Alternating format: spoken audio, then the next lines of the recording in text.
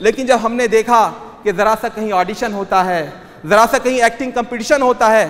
وہاں نوجوانوں کی بھیڑ لگ جاتی ہے، لڑکوں اور لڑکیوں کی بھیڑ لگ جاتی ہے، ذرا ایک ایک کڑی زمین کے لیے، ایک ایک انچ زمین کے لیے لوگ جھوٹ بول رہے ہیں، جھوٹی قسمیں کھا رہے ہیں، ذرا سے روپوں کے لیے ایک دوسرے کی قتل کے در پہ ہو رہے ہیں، ایک دوسرے کی عزتیں اچھال رہے ہیں۔ جب یہ منظر دیکھا تو دجال تو یہ سب دے گا ہی۔ جو پیسے کا پجاری ہوگا دجال کہے لو سونے کا پہاڑ لو سجدہ کرو، تو سونے کو جو پوجنے والے ہوں گے وہ دجال کو سجدہ۔ ان الحمد للہ نحمده ونستعینه ونستغفره ونؤمن به ونتوکل علیہ ونعوذ باللہ من شرور انفسنا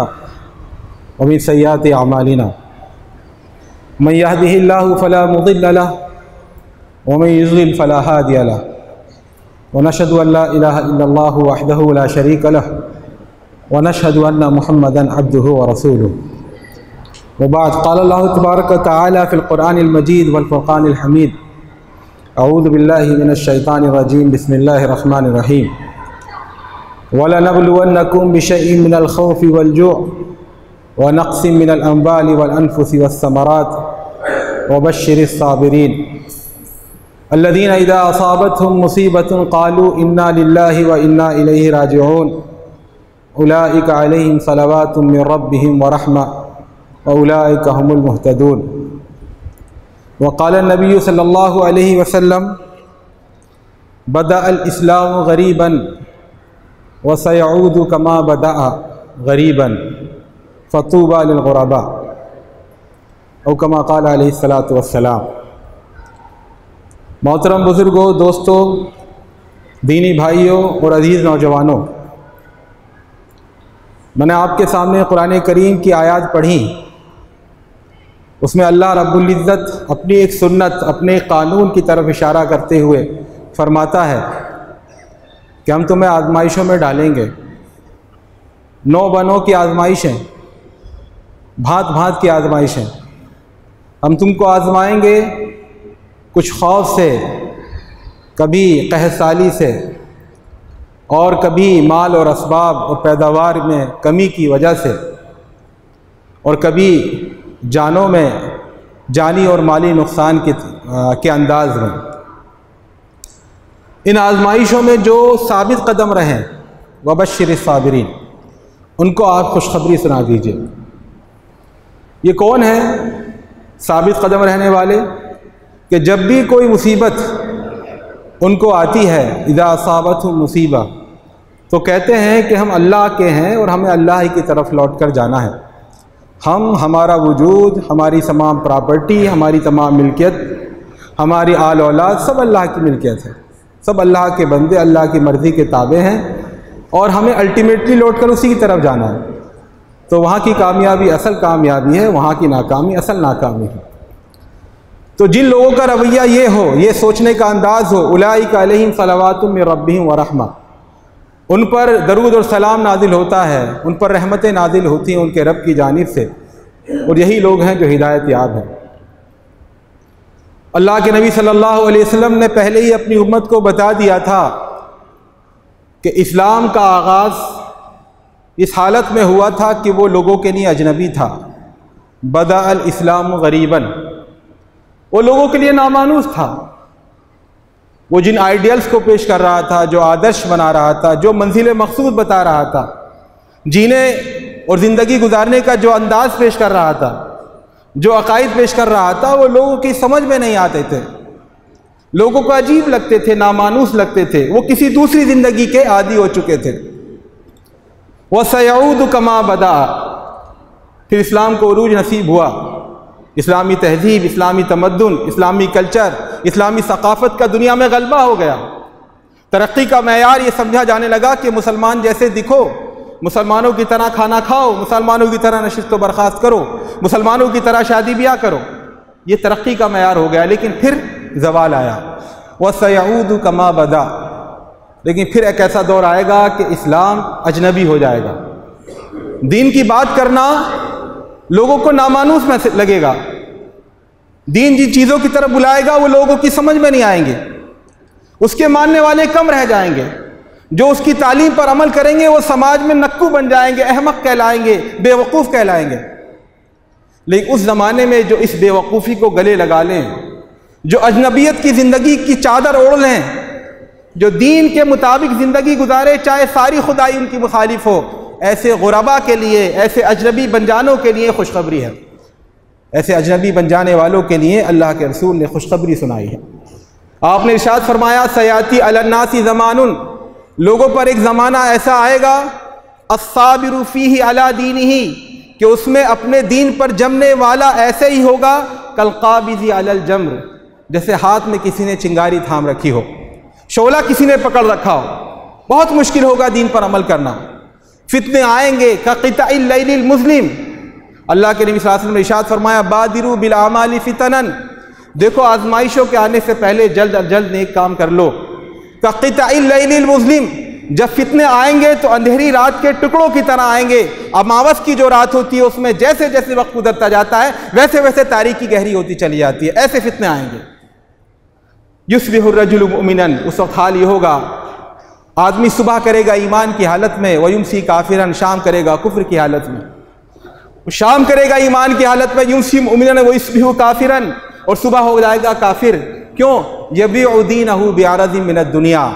وہ اپنے دین کا سودا کر دے گا تھوڑے سے متاع زندگی کے لیے، تھوڑی سی سامان زندگی کے لیے، اپنے دین کو، اپنے ایمان کو، اپنے اخلاق کو، اپنے عہد و پیمان کو بیچ دے گا۔ سیاتی علی الناس زمان لا یبالی الرجل فیہ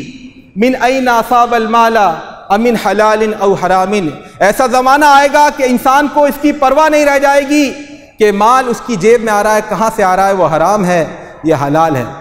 تو فتنے آئیں گے، آزمائشیں آئیں گی، دین اجنبی بن جائے گا۔ ایسے میں جو کمزور ایمان والے ہوتے ہیں ان کا ایمان زیر و زبر ہو جاتا ہے، وہ گھبرانے لگتے ہیں، وہ دنیا کی طرف دیکھنے لگتے ہیں، اللہ پر ان کا عقیدہ، اللہ پر ان کا اعتماد کمزور ہو جاتا ہے۔ اس وقت ضرورت ہوتی ہے استقامت کی، ضرورت ہوتی ہے صبر و ثبات کی، ضرورت ہوتی ہے رسوخ کی، ضرورت ہوتی ہے اپنے موقف پر ڈٹ جانے کی، اور ضرورت ہوتی ہے کہ بندے نے جو کمٹمنٹ اللہ کے ساتھ باندھا ہے اس کو نبھاتے ہوئے زندگی سے رخصت ہو جائے، دنیا سے رخصت ہو جائے۔ تو اللہ کے نبی صلی اللہ علیہ وسلم نے جس طرح ہمیں پورا دین دیا ہے اور جس طرح ہمیں بتایا ہے ایسا زمانہ آئے گا، وہیں اللہ اور اس کے رسول نے ہمیں یہ بھی بتایا ہے جب فتنوں کا دور ہو، آزمائشوں کا دور ہو، اسلام کے اجنبی بن جانے کا دور ہو، اس وقت تم اپنے ایمان کو کیسے مضبوط رکھ سکتے ہو، کیسے تمہیں استقامت مل سکتی ہے۔ اس میں اللہ اس کے رسول نے کچھ ذرائع بتائے ہیں، کچھ اسباب بتائے ہیں۔ اس میں پہلا سبب یہ بتایا ہے کہ انسان اپنے آپ کو قرآن سے جوڑے، قرآن سے وابستہ کرے، قرآن کا مطالعہ کرے، قرآن کو اپنا اوڑھنا بچھونا بنائے، قرآن کو سمجھے، قرآن کو سمجھائے، قرآن کی باتیں کرے۔ قرآن سے آدمی کا جتنا تعلق گہرا ہوگا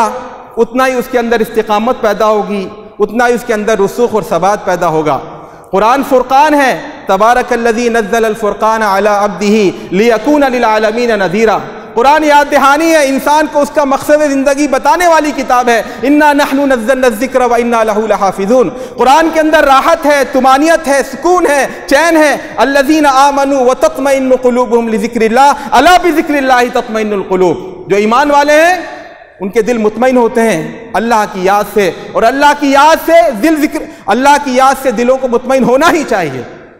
میرے بھائیو اور دوستو اور ساتھیو، اسی طرح قرآن استقامت پیدا کرتا ہے۔ مشرکین نے اعتراض کیا کہ محمد صلی اللہ علیہ وسلم آیتیں گھڑ گھڑ کر لاتے ہیں، اگر یہ قرآن اللہ کی طرف سے تو ایک ساتھ کیوں نہیں آ گیا؟ کیوں روزانہ کبھی 3 آیتیں آ رہی ہیں، کبھی 4 آیتیں آ رہی ہیں؟ یہ ایک ویلڈ اعتراض تھا، لیکن اس اعتراض کو اگنور کیا گیا، انگیز کر لیا گیا، اور قرآن ایسی جستا جستا تھوڑا تھوڑا کر کے نازل ہوتا رہا۔ اس کی حکمت جب اللہ تعالیٰ نے بتائی وہ کیا ہے؟ وقال الذين كفروا لولا نزل هذا القرآن لولا نزل القرآن عليه جملة واحدة۔ کفار کہتے ہیں یہ قرآن ایک ساتھ پورا کیوں نہیں نازل ہو گیا؟ كذلك، اسی طرح نازل ہوگا تھوڑا تھوڑا۔ کیوں؟ لنثبت به فؤادك، تاکہ آپ کے دل کو ہم اس سے مضبوطی دیں، اس سے آپ کو سکون ملے گا، ثبات ملے گا، استقامت ملے گی، پامردی ملے گی، شجاعت ملے گی، باطل سے ٹکرانے اور لڑنے کا حوصلہ ملے گا۔ اس لیے ہم قرآن کو تھوڑا تھوڑا نازل کر رہے ہیں۔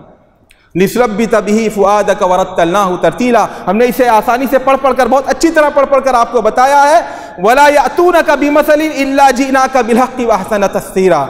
اور یہ جو بھی آپ کے پاس اعتراض لے کر آئے ہیں، جو بھی اشکال لے کر آئیں، قرآن میں ان کا رد ملتا رہے گا۔ تو قرآن اہل ایمان کے لیے صبر و ثبات کا گنجینہ اور خزانہ ہے۔ میرے بھائی اور دوستو، اللہ کے نبی صلی اللہ علیہ وسلم پر ایسا دور آیا کہ وحی آنا بند ہو گئی، کئی مہینے گزر گئے، وحی نازل نہیں ہو رہی تھی، مشرکین اعتراض کرنے لگے، ہنسنے لگے، کہنے لگے وَدَّعَهُ رَبُّهُ، محمد کو اس کے رب نے چھوڑ دیا، قَلَاهُ رَبُّهُ، محمد کے رب نے اس سے نفرت کرنی شروع کر دی۔ پھر قرآن کریم کی آیت نازل ہوئی تو سوچئے اللہ کے رسول کے دل کو کتنا سکون ملا ہوگا۔ وَالضُّحَىٰ، قسم ہے دن چڑھتے ہوئے دن کی، وَاللَّيْلِ إِذَا سَجَىٰ، اور قسم ہے چھاتی ہوئی رات کی، مَا وَدَّعَكَ رَبُّكَ وَمَا قَلَىٰ، تیرے رب نے نہ تجھے چھوڑا ہے نہ تو اپنے رب کا مبغوض اور ناپسندیدہ ہے۔ وَلَلْآخِرَةُ خَيْرٌ لَكَ مِنَ الْأُولَىٰ، لیکن آخرت تیرے لیے دنیا سے بہتر ہے۔ مشرکین کہا کرتے تھے اللہ کے نبی صلی اللہ علیہ وسلم اجنبیوں سے قرآن سیکھتے ہیں اور پھر اس کو پیش کرتے ہیں۔ وَلَقَدْ نَعْلَمُ إِنَّهُمْ يَقُولُونَ إِنَّمَا يُعَلِّمُهُ بَشَرٌ، ہم اچھی طرح جانتے ہیں یہ بدبخت کہہ رہے ہیں محمد صلی اللہ علیہ وسلم کو قرآن کو انسان سکھاتا ہے۔ لسان الذی یلحدون الیہ اعجمی وہذا لسان عربی مبین، یہ جس شخص کی طرف اشارہ کر کے کہتے ہیں محمد صلی اللہ علیہ وسلم کو سکھاتا ہے، ارے اس کی زبان عربی کہاں ہے، اور یہ عربی کھلی عربی زبان میں ہے، عربی مبین میں ہے۔ تو قرآن نے دفاع کیا اپنے پیغمبر کا، اپنے ماننے والوں کا۔ غزوہ تبوک کے موقع پر ایک منافق آ کر کہتا ہے مجھے آپ نہ لے جائیں کیونکہ روم میں جاؤں گا وہاں کی عورتیں خوبصورت ہیں، میں بہک جاؤں گا۔ وَمِنْهُمْ مَن يَقُولُ إِذَن لِّي وَلَا تَفْتِنِّي، ان میں سے کچھ لوگ کہتے ہیں مجھے مت جانے دیجئے، مجھے اجازت دیجئے میں پیچھے رہ جاؤں، جہاد پر نہ جاؤں، مجھے فتنوں میں پڑنے کا اندیشہ ہے۔ أَلَا فِي الْفِتْنَةِ سَقَطُوا، یہ خبردار، یہ پیچھے رہ جانے والے اصل فتنے میں پڑ گئے ہیں۔ تو میرے بھائیو اور دوستو اور ساتھیو، قرآن جس طرح اللہ کے نبی صلی اللہ علیہ وسلم کی طرف سے دفاع کرتا ہے، اللہ کے رسول صلی اللہ علیہ وسلم کے دل کے لیے، قلب مبارک کے لیے اس میں استقامت ہے، اس میں رسوخ ہے، اس میں ثبات ہے، اس میں حوصلے کی دعوت ہے، اسی طرح تمام اہل ایمان کے لیے قرآن کے اندر حوصلے کی دعوت ہے۔ اور قرآن کی عجیب بات یہ ہے، یا تو آپ سمجھ کر پورا قرآن پڑھیں گے نہیں، اور یا پھر آپ کی زندگی میں تبدیلی آ جائے گی۔ ایسا ناممکن ہے کہ آپ پورا قرآن پڑھتے چلے جائیں اور آپ کی زندگی میں کوئی تبدیلی نہ آئے۔ آپ کہہ سکتے ہیں کہ جی پھر عرب کے لوگ کیوں بگڑے ہوئے ہیں؟ لیکن جو عرب میں رہ کر آئے وہ جان چکے ہیں، وہ جانتے ہیں کہ مستشرقین نے، وہاں کے حکمرانوں نے اور عالمی استعماری طاقتوں نے عرب کے نوجوانوں کو عامی زبان میں پھنسا کر قرآن کی زبان سے دور کر دیا۔ اب جس طرح اردو داں ہندوستانی کے لیے عذاب، رسول، آخرت کے کچھ الفاظ مانوس ہیں لیکن قرآن کا مطلب وہ نہیں جانتا، اسی طرح وہاں کے لوگ بھی نہیں جانتے، ان کو بھی برگلا دیا اور بہکا دیا۔ بہرحال ضرورت ہے کہ ہم قرآن کی طرف رجوع کریں، قرآن سے جڑیں۔ قرآن کے بارے میں قرآن کی اہمیت، اس سے اللہ رب العزت نے قوموں کی تقدیر وابستہ کر دی ہے۔ ان اللہ یرفع بہذا الکتاب اقواما ویضع بہ آخرین، اللہ تعالیٰ اس کتاب کے ذریعے بہت سے لوگوں کو عروج بخشے گا اور بہت سے لوگوں کو اس سے زوال سے ہمکنار کرے گا۔ لو انزلنا هذا القرآن على جبل لرأيته خاشعا متصدعا من خشیۃ اللہ، اے مخاطب اگر ہم یہ قرآن نازل کرتے کسی پہاڑ کے اوپر، تو دیکھتا پہاڑ ریزہ ریزہ ہو گیا اللہ کے خوف سے۔ لو ان قرآنا سیرت به الجبال او قطعت به الارض او کلم به الموتى، اگر کوئی قرآن ایسا ہوتا جس سے پہاڑ چل جاتے، جس سے زمین پھٹ جاتی اور جس سے مردے زندہ ہو جاتے، بولنے لگتے، تو وہ یہی قرآن ہوتا۔ اس قرآن کے اندر یہ پوٹینشیل ہے، یہ اس کے اندر یہ ایلیجیبلٹی ہے، یہ صلاحیت ہے۔ اب یہ ہمارے ظرف کی بات ہے، ہم قرآن سمندر سے پانی کی 2 بوندیں مانگتے ہیں، ورنہ سمندر تو پورا دریا بخشنے کے لیے تیار ہے۔ تو پہلی ضرورت ہے کہ ہم قرآن سے وابستہ ہوں، اپنے تعلق کو قرآن کے ساتھ اس پر نظر ثانی کریں، آیا وہ رسمی تعلق ہے یا زندہ تعلق ہے۔ دوسری چیز جو انسان کو دین پر قائم رکھتی ہے، ثابت رکھتی ہے، وہ ہے شریعت پر عمل۔ وَلَوْ أَنَّهُمْ فَعَلُوا مَا يُوعَظُونَ بِهِ لَكَانَ خَيْرًا لَهُمْ وَأَشَدَّ تَثْبِيتًا، اگر یہ لوگ وہ جو ان سے کہا جا رہا ہے، جس کی ان کو نصیحت کی جا رہی ہے، اس کے مطابق یہ عمل کرتے تو ان کے حق میں بہتر ہوتا، وَأَشَدَّ تَثْبِيتًا، اور اس سے ان کو ثبات ملتا، رسوخ ملتا، پامردی ملتی، صبر و ضبط ملتا، اور لڑنے سے، دنیا سے اور باطل طاقتوں سے لڑنے کا حوصلہ ملتا، مگر یہ لوگ پیچھے ہٹ گئے۔ یہ شریعت پر جب آدمی انسان عمل کرتا ہے تو اللہ تعالیٰ اس کے دل میں نور پیدا کر دیتا ہے، اس کو کسوٹی میسر آ جاتی ہے کہ وہ دنیا کے ہر مسئلے میں جان جاتا ہے کیا حق ہے اور کیا بات ہے. یا ایھا الذین آمنوا ان تتقوا اللہ یجعل لکم فرقانا، اگر تم اللہ سے ڈر کر زندگی گزارو گے اللہ تمہارے لیے فرقان فراہم کر دے گا. نورہم یسعی بین ایدیہم و بایمانہم، ایمان والوں کا نور ان کے آگے ان کے دائیں بائیں دوڑتا ہے، ان کو پتہ نہیں، کہیں اندھیرے میں نہیں رہتے وہ. ومن کان میتا فاحییناہ وجعلنا لہ نورا یمشی بہ فی الناس کمن مثلہ فی الظلمات لیس بخارج منہا، کیا وہ شخص جس کو جو مردہ تھا ہم نے اسے زندگی بخشی اور پھر اس کے لیے نور روشنی دے دی اس کو، دین کی روشنی، تو پھر وہ شخص کے جیسا نہیں ہو سکتا جو قبر کی تاریکیوں میں پڑا ہو. شریعت پر عمل کی وجہ سے انسان کو دین میں رسوخ ملتا ہے، ثبات ملتا ہے، طمانینت ملتی ہے، اپنے اوپر بھروسہ ہوتا ہے، اعتماد ہوتا ہے. یثبت اللہ الذین آمنوا بالقول الثابت فی الحیاۃ الدنیا وفی الآخرہ ویذل اللہ الظالمین ویفعل اللہ ما یشاء. اللہ تعالیٰ ایمان والوں کو دنیا میں بھی اور آخرت میں بھی قول ثابت کے ذریعے ثبات بخشتا ہے، استقامت بخشتا ہے، پامردی بخشتا ہے، اور اللہ ظالموں کو گمراہ کرتا ہے. اللہ جو چاہے کر سکتا ہے. حضرت امام قتادہ رحمۃ اللہ علیہ فرماتے ہیں القول الثابت سے مراد ہے دنیا میں دین پر استقامت، نیک عمل کی توفیق، اور آخرت میں قول ثابت سے مراد ہے قبر میں حساب کتاب کے وقت ایمان کے کلمات زبان سے نکلوانا. تو میرے بھائیوں اور دوستوں اور ساتھیوں، انسان جتنا شریعت پر عمل کرتا ہے، ایک نیکی دوسری نیکی کی طرف دعوت دیتی ہے، جیسے ایک برائی دوسری برائی کی طرف کھینچ کر لے جاتی ہے، ایک نیکی دوسری نیکی کی طرف کھینچ کر لے جاتی ہے. تو جتنا انسان شریعت سے اٹیچ ہوتا ہے، شریعت کی تعمیل کرتا ہے، اللہ اور اس کے رسول کی اطاعت کرتا ہے، ویسے ویسے اس کے دل میں ایمان کا نور پھیلتا چلا جاتا ہے، اس کا سیاہ دل اجلا ہوتا چلا جاتا ہے. تو دوسری ضرورت ہے استقامت کے لیے، فتنوں کے اس دور میں دین پر قائم رہنے کے لیے، کہ ہم شریعت پر عمل کریں، دین پر عمل کریں. تیسری چیز جو دین پر قائم رہنے کے لیے ممد اور معاون ہوتی ہے وہ ہے انبیاء کرام علیہم الصلاۃ والسلام کی سیرتوں کا مطالعہ کرنا اور قرآن کریم میں جو ان کے واقعات ذکر کیے گئے ہیں ان پر غور و خوض کرنا. نحن نقص علیک من انباء الرسل ما نثبت به فؤادک، ہم آپ کے اے محمد، ہم آپ کو جو انبیاء کے واقعات بتاتے ہیں اس کا ایک مقصد یہ بھی ہے تاکہ آپ کا دل مضبوط ہو، آپ کمزوری محسوس نہ کریں، آپ گھبراہٹ محسوس نہ کریں. آپ کو معلوم رہے کہ جس قافلے کے آپ فرد ہیں وہ قافلہ ازل سے ابد تک چلا جا رہا ہے، اور انبیاء علیہم الصلاۃ والسلام نوع انسانی کے گلے سرسبد سب سے اعلیٰ ترین معیار اور کریکٹر کے افراد وہ آپ کے اس قافلے کے سربراہ اور رہنما رہے ہیں. اور جب انسان قرآن پڑھتا ہے، انبیاء علیہم الصلاۃ والسلام کے واقعات پر غور کرتا ہے تو اس کا ایمان بڑھتا ہے، اس کو اپنے موقع پر اصرار ہوتا ہے، وہ خوشی مناتا ہے کہ اللہ تعالیٰ نے اسے حق کی توفیق دی. قرآن پڑھتا ہے، حضرت ابراہیم کا واقعہ دیکھتا ہے، لوگوں نے کہا انہوں نے ہمارے بت توڑے ہیں، قالوا حرقوه وانصروا آلہتکم ان کنتم فاعلین، اس کو جلا کے مار دو اور اس طرح اپنے معبودوں کی مدد کرو اگر تمہیں کچھ کرنا ہے. تو اللہ کی طرف سے نصرت و مدد آتی ہے. قلنا یا نار کونی بردا وسلاما علی ابراہیم، ہم نے کہا اے آگ تو ٹھنڈی ہو جا اور سلامتی بن جا حضرت ابراہیم پر. وَأَرَادُوا بِهِ كَيْدًا فَجَعَلْنَاهُمُ الْأَخْسَرِينَ، انہوں نے چال چلنا چاہی تھی حضرت ابراہیم کے خلاف لیکن ہم نے ان کو ہی گھاٹے میں بنا دیا. حضرت عبداللہ ابن عباس رضی اللہ تعالیٰ عنہ کہتے ہیں جو حضرت ابراہیم علیہ السلام کو آگ کے الاؤ میں پھینکا جا رہا تھا تو ان کی زبان سے کلمہ توحید نکلا، حسبی اللہ و نعم الوکیل، میرا اللہ میرے لیے کافی ہے اور وہ بہترین کارساز ہے. اور تب سے یہ اہل ایمان کے لیے سنت ہو گئی کہ بڑی سے بڑی پریشانی آئے تو یہ کلمہ توحید کہیں، کلمہ توکل کہیں، میرا اللہ میرے لیے کافی ہے اور وہ بہترین کارساز ہے. کیا غم ہے اگر ساری خدائی ہے مخالف، کافی ہے اگر ایک خدا میرے لیے ہے. جب قرآن پڑھنے والا انبیاء علیہ السلام کی سیرت میں حضرت موسیٰ علیہ السلام کی سیرت کو دیکھتا ہے تو وہ دیکھتا ہے کہ پیچھے فرعون کا لشکر آ گیا،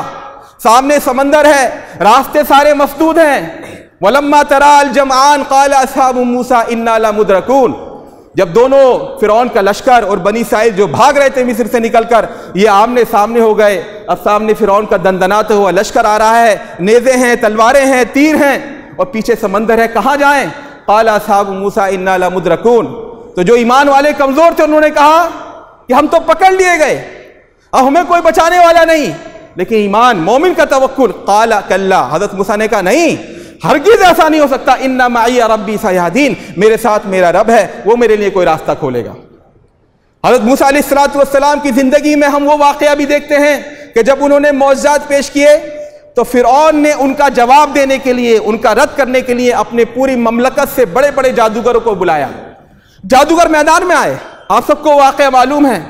جادوگروں نے اپنی لاٹھیاں ڈالی، حضرت موسیٰ علیہ السلام نے اپنی لاٹھی ڈالی، وہ سانپ بن گئی اور ان کے بنائے ہوئے مصنوعی اور جعلی جو سانپ تھے ان کو ہڑپ کر جانے لگی۔ ہم جیسے چھوٹے موٹے لوگ ہیں جن کو زیادہ نالج نہیں میڈیکل سائنس کی، وہ تو کہتے ہیں سارے یہ بھی ڈاکٹر صاحب ہیں، فلاں بھی ڈاکٹر صاحب ہیں، فلاں بھی ڈاکٹر صاحب ہیں، لیکن جو اس من کا ماہر ہوگا، جو اس میدان کا متخصص ہوگا، اسپیشلسٹ ہوگا، وہ بتائے گا کس ڈاکٹر کا کیا مقام ہے، کون کس میدان کا ماہر ہے اور کس کی کیا حیثیت اور کیا مقام و مرتبہ ہے۔ تو عام انسان تو دیکھ کر کہہ رہے تھے سب جادوگر ہیں، لیکن جادوگر پہچانیں گے کہ موسیٰ علیہ السلام جو دکھا رہے ہیں وہ جادو نہیں ہے، وہ معجزہ ہے، تو ان پر فوراً اثر پڑ گیا۔ وَأُلْقِيَ السَّحَرَةُ سَاجِدِينَ، وہ جو لڑنے آئے تھے باطل سے، حق کو نیچا دکھانے کے لیے آئے تھے، جب ان کے سامنے حق واضح ہو گیا تو وہ ڈال دیے گئے سجدے میں اور کہنے لگے ہم ایمان لائے رب العالمین پر، وہی رب جو موسیٰ اور ہارون کا رب ہے۔ تو فرعون نے کہا آمنتم لہو قبل ان آذن لکم، تم اس پر ایمان لائے میری اجازت کے بغیر؟ انہ لکبیرکم الذی علمکم السحر، اب بات بنانے کے لیے کہہ رہا ہے موسیٰ علیہ السلام دراصل تمہارے ہی گروہ کے ایک آدمی ہے، وہ چال چل کر آئے تھے کہ پہلے میں چیلنج کروں گا، جواب میں تم آنا، تم ہار جانا، اس طرح ہماری شکست ہو جائے گی، اس طرح ہمارا اچھا تاثر قائم ہوگا، تو تم یہ کرنے آئے ہو۔ پھر اس نے دھمکی دی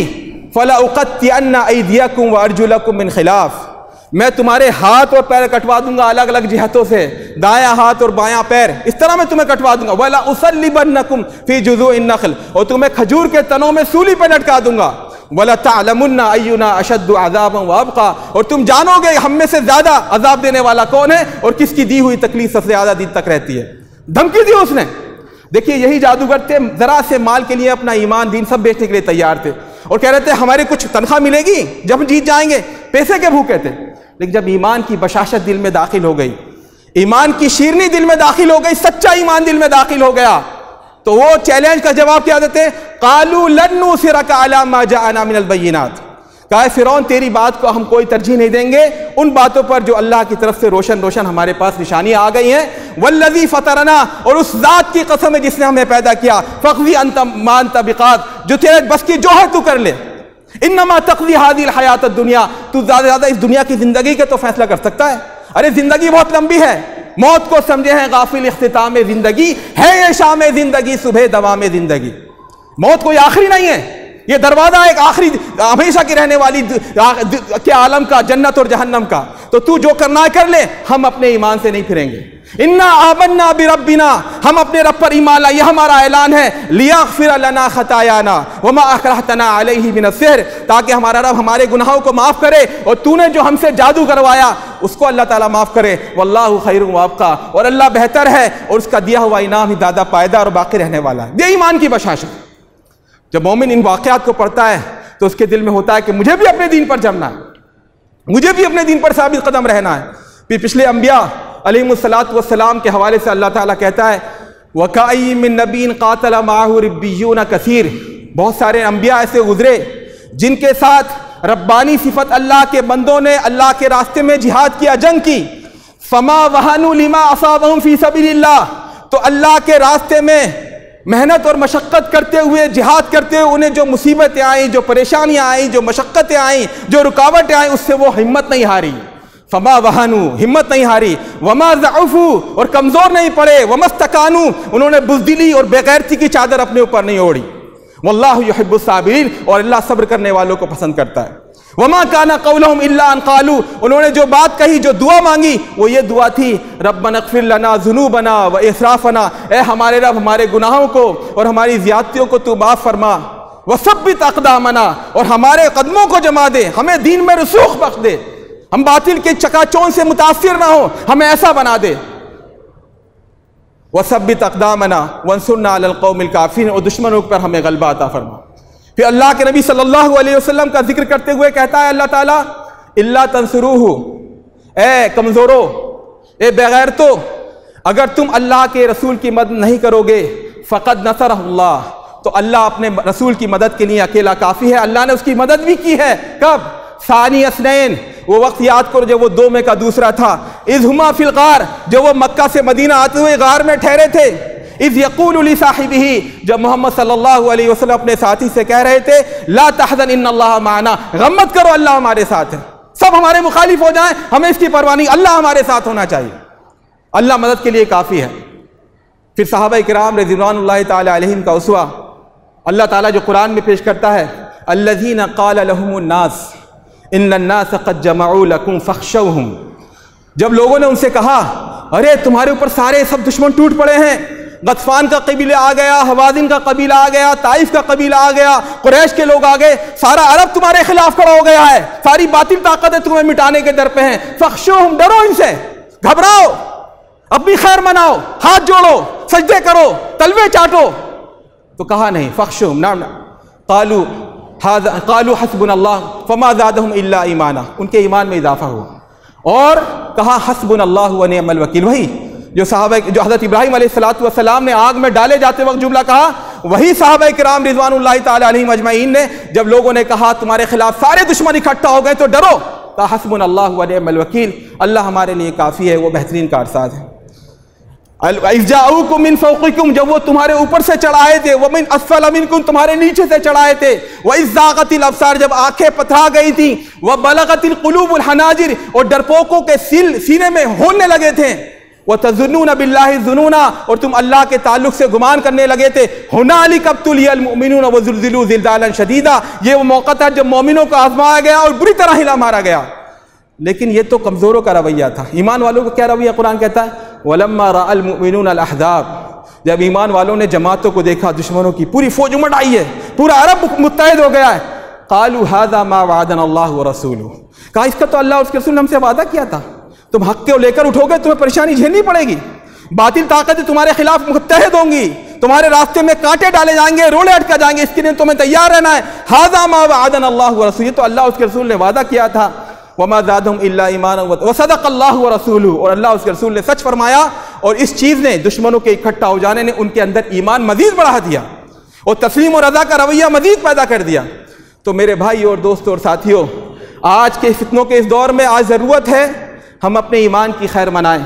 اپنی آنے والی نسلوں کے ایمان کی خیر منائیں، اور اس بات کا خیال رکھیں کہ اگر ہمارا ایمان کمزور ہوگا تو مادیت کے ذرا سے جھٹکے سے پیچھے ہٹ جائے گا، دنیا کی ذرا سی چکا چوند پر فریفتہ ہو جائے گا. دجال جب آئے گا تو اللہ کے نبی صلی اللہ علیہ وسلم نے ارشاد فرمایا 100 میں سے 99 لوگ اس کے پیچھے چل دیں گے. بعض روایتوں میں آتا ہے 1000 میں سے 999 لوگ اس کو سجدہ کر دیں گے، اس کے آگے جھک جائیں گے. جب میں حدیث پڑھتا تھا مجھے بڑا تعجب ہوتا تھا، ایسا کیسے ممکن ہے؟ دجال کے ماتھے پہ لکھا ہوگا کافرا، وہ کافر ہے،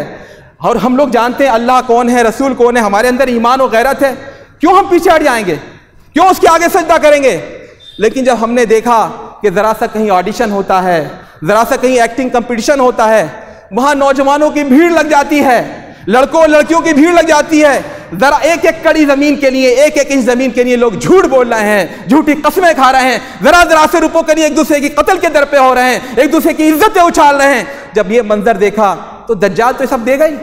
جو پیسے کا پجاری ہوگا دجال کہے لو سونے کا پہاڑ لو سجدہ کرو، تو سونے کو جو پوجنے والے ہوں گے وہ دجال کو سجدہ. جو حسن کے شہدائی ہیں، جو ناز و نعمت کے پروردہ ہیں، وہ جب دجال ان کے لیے یہ حسن کی نمائش کرے گا، ان کے لیے طوائفیں کھڑی کر دے گا، چھنالیں کھڑی کر دے گا، لو اپنی بدکاریاں کرو، اپنی خواہشات پوری کرو، تو کیوں نہیں سجدہ کریں گے؟ تو میرے بھائی اور دوستو، بظاہر یہ حدیث عجیب لگتی تھی، لیکن آج جو ہماری صورتحال ہے، آج جو ہمارے سماج کی صورتحال ہے، ہمارے ذہنوں پر دنیا کی محبت غلبہ پا چکی ہے. ہم اگر خوش ہیں تو اس لیے خوش ہیں کہ ہماری دنیا بن رہی ہے، ہم دنیا میں کامیاب ہو رہے ہیں، اور اگر ہمیں غم ہے تو اس بات کا غم ہے کہ دنیا میں ہم ناکام کیوں ہیں، دنیا میں ہم پریشان کیوں ہیں، ہمارا کاروبار کیوں نہیں چل رہا، ہماری صحت کیوں نہیں ٹھیک ہے، ہمارے بچوں کی نوکری کیوں نہیں لگ رہی ہے، ہماری بیٹی کی شادی کیوں نہیں ہو رہی ہے. ہمارے جو مسائل ہمیں پریشان کر رہے ہیں وہ مسائل ہیں جو اس دنیا سے متعلق ہے، آخرت کی کسی کو چنتا اور کسی کو فکر نہیں. تو میرے بھائی اور دوستو، آج ضرورت ہے ہم اپنے ایمان پر نظر ثانی کریں. یہ فتنوں کا دور ہے، آزمائشوں کا دور ہے، شیطان کے بہکاووں کا دور ہے، پھسلاموں کا دور ہے. اگر اس وقت ہم نے اپنے ایمان کی قدر و قیمت کا احساس نہیں کیا، قربانی کے لیے تیار نہ رہے، جاں فروشی کے لیے تیار نہ رہے، اور اس بات کا ہم نے عزم اور حوصلہ نہیں کیا کہ ہم ایمان پر قائم رہیں گے، سر جھک جائے جھک نہیں سکتا، سر کٹنے کو کٹ جائے کٹ سکتا ہے، لیکن ہم کبھی کے آگے جھکیں گے نہیں۔ ہم اللہ پر ایمان لائے ہیں، رسول محمد صلی اللہ علیہ وسلم کے امتی ہیں، ان دونوں کی غلامی کے علاوہ ہمیں کسی کی غلامی منظور نہیں، کسی کی اطاعت اور کسی کی اتباع منظور نہیں۔ اگر ہم اپنے اندر اپنی یہ ایمان پیدا نہ کریں، یہ ایمان راسخ نہ کریں، تو میرے دوستوں اور ساتھیوں، جیسے آثار ہیں اس وقت دنیا میں اور جیسے آثار ہیں ہمارے ملک میں، شاید ہمارا اور ہماری نسلوں کا دین و ایمان پر باقی رہنا مشکل ہو جائے۔ اللہ تعالیٰ سے دعا ہے کہ اللہ تعالیٰ ہمیں کہنے سننے زیادہ عمل کی توفیق دے، دین کی نعمت کی کما کو ادراک کرنے اور اس کا احساس کرنے اور اس کا اعتراف کرنے کی توفیق دے، اور دین پر قائم رہنے اور دین پر قائم رہنے کے جو وسائل اور جو ذرائع اللہ اس کے رسول نے قرآن اور حدیث میں بیان کیے ہیں ان کو برتنے، ان پر عمل کرنے اور ان کے مطابق اپنے ایمان کو بڑھانے کی توفیق دے۔ اقول قولی ھذا واستغفر اللہ لی ولکم ولسائر المسلمین فاستغفروہ انہ هو الغفور الرحیم۔